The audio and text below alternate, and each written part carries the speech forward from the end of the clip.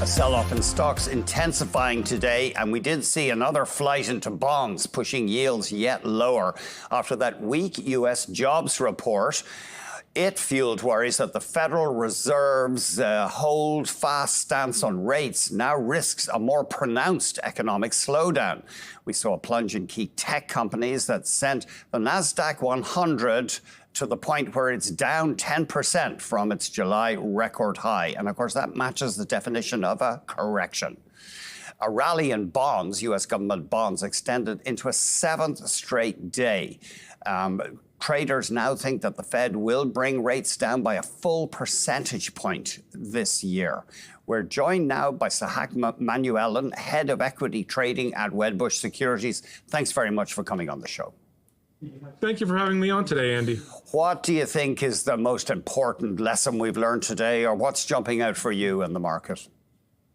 Lots of things are jumping out today as it's been a very tough two and a half sessions here. So certainly economic risks we see rising. This July payroll report this morning, kind of the cap to end the week with negative market sentiment here continuing as risks of really an economic slowdown are reinforced post that print. So aside from the payroll report this morning, and yet also just highlight, the disappointing ISM manufacturing number that we saw yesterday, as well as ISM employment missing its estimate as well. So growth concerns certainly starting to now play into investor mindshare, and we see stocks selling off. And we're still in the midst of this Q2 earnings season, and it's right in the middle of it. We had a lot of earnings last week, a lot of earnings this week for sure.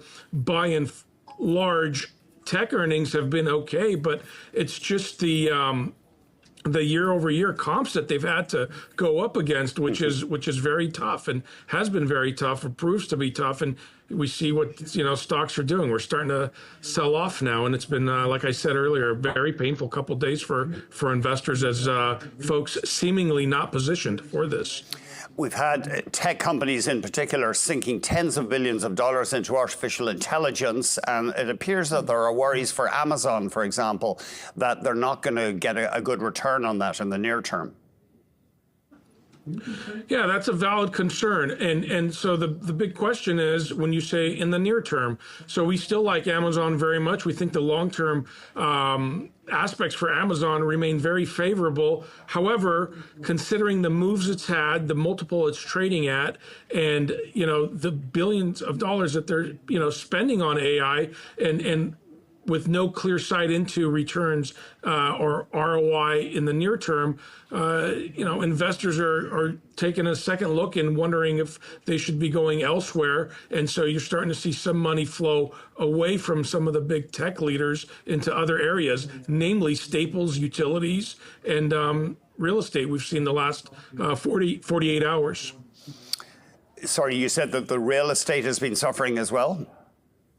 No, I said that real estate, utilities, and the consumer staples have been garnering some inflows over the last 48 hours as people come out of some of these tech names. Oh, I see. Sorry. Yeah. And of course, real estate would tend to benefit when and if the Fed finally gets around to reducing borrowing costs. Correct.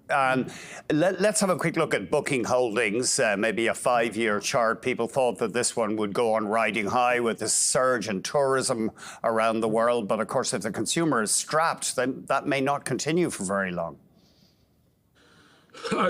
Correct. I would agree with that. So Booking Holdings has had huge moves year to date, really over the last 12 to 18 months. And so with the consumer seemingly now coming under some pressure, with growth fears now another headwind, many of these travel and leisure stocks are coming into some real resistance, and Booking is certainly not immune to that. And so we've seen a sell-off there. I wonder, it's not alone. Sorry, I beg your pardon. I wonder, is a lot of money going into equal weight S&P 500 ETFs? Because, of course, that equal weight index has been holding up better than the one dominated by the tech giants.